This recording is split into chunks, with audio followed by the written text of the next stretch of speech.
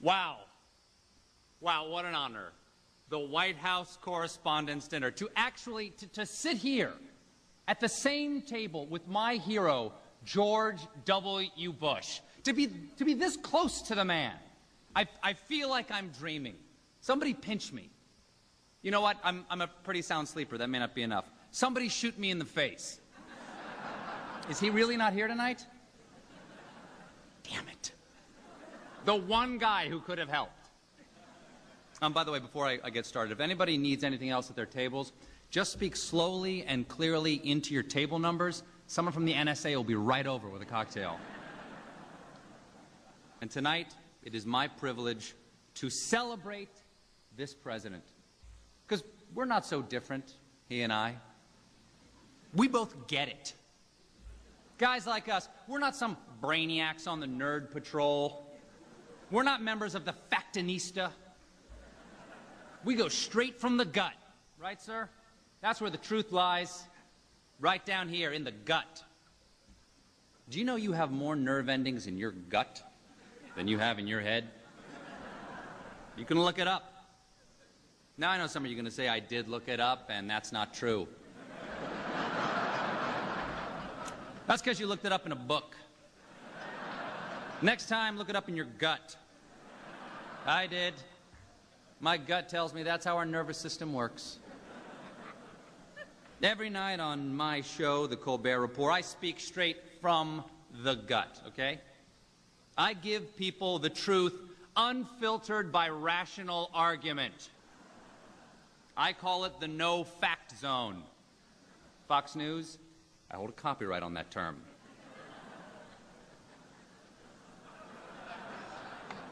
I believe in democracy.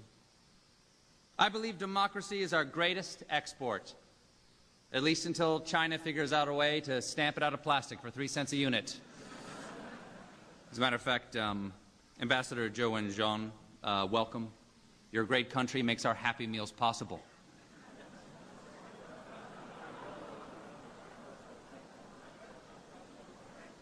I said it's a celebration.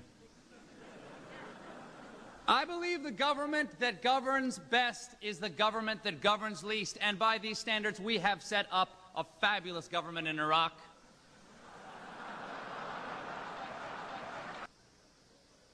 And though I am a committed Christian, I believe that everyone has the right to their own religion, be you Hindu, Jewish, or Muslim. I believe there are infinite paths to accepting Jesus Christ as your personal Savior. Most of all, I believe in this president. Now, I know there's some polls out there saying that this man has a 32% approval rating.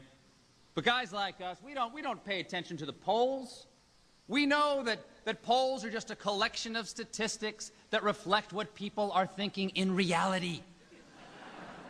And reality has a well-known liberal bias. Sir, pay no attention to the people who say the glass is half empty. Because 32% means it's 2/3 empty. There's still some liquid in that glass, is my point. But I wouldn't drink it. Last third is usually backwash. Okay. Look, folks, my point is that I don't believe this is a low point in this presidency. I believe it is just a lull before a comeback. I mean, it's like the movie Rocky. All right? The president in this case is Rocky Balboa, and Apollo Creed is everything else in the world. It's the 10th round. He's bloodied. His corner man, Mick, who in this case I guess would be the vice president, he's yelling, "Cut me, Dick, cut me." And every time he falls, everyone says, "Stay down, Rock, stay down." But does he stay down? No. Like Rocky, he gets back up, and in the end, he actually loses in the first movie. Okay, doesn't matter. Doesn't matter. The point is, it is the heartwarming story of a man who was repeatedly punched in the face.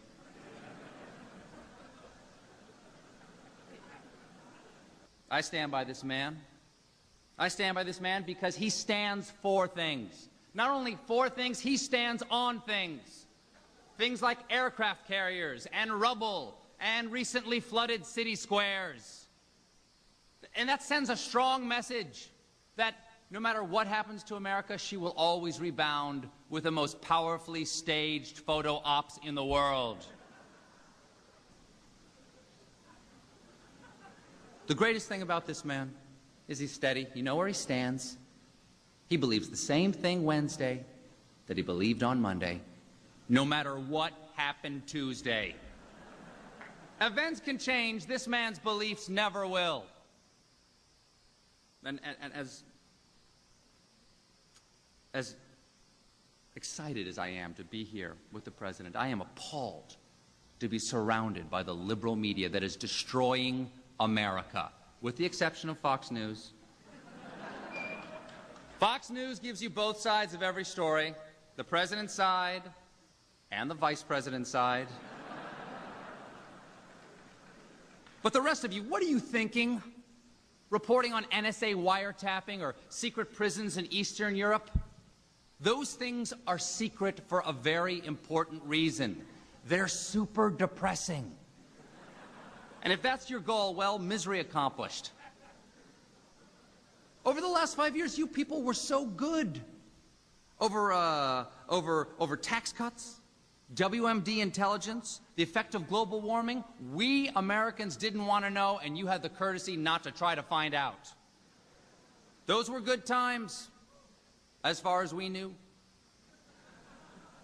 But listen, let's review the rules. Here's how it works. The president makes decisions. He's the decider.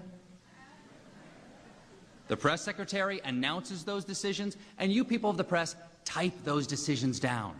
Make, announce, type. Just put them through a spell check and go home. Get to know your family again. Make love to your wife. Write that novel you got kicking around in your head. You know, the one about the intrepid Washington reporter with the courage to stand up to the administration? You know, fiction.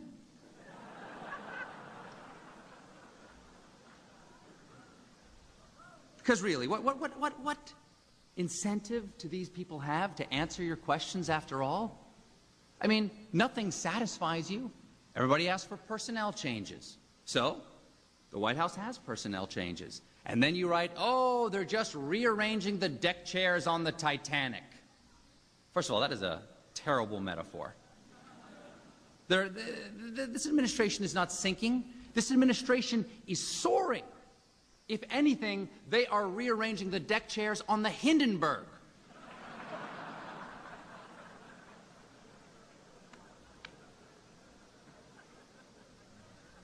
Now, it's not all bad guys out there. There's some of the heroes out there tonight. Christopher Buckley, Jeff Sachs, Ken Burns, Bob Schieffer. I've interviewed all of them. By the way, Mr. President, thank you for agreeing to be on my show. I appreciate it. I was just as shocked as everyone here is. I promise you. How's Tuesday for you? I've got Frank Rich, but we can just bump him. And I mean bump him. I know a guy. Say the word.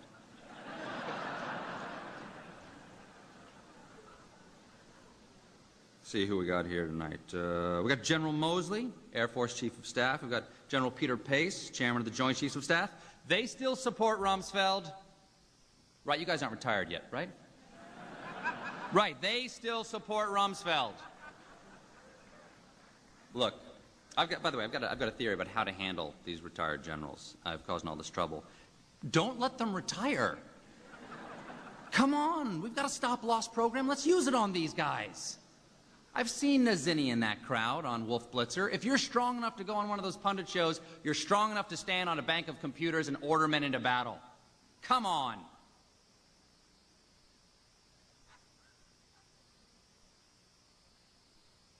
Jesse Jackson is here. The Reverend. Haven't heard from the Reverend in just a little while. I had him on the show. It was a very interesting interview, a very challenging interview. You can ask him anything, but he's going to say what he wants at the pace that he wants. It's like boxing a glacier. Enjoy that metaphor, by the way, because your grandchildren will have no idea what a glacier is.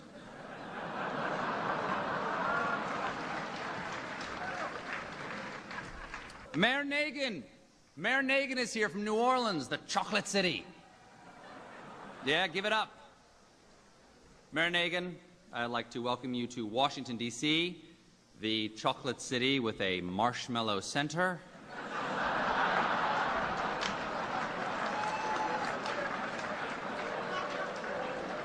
And a graham cracker crust of corruption.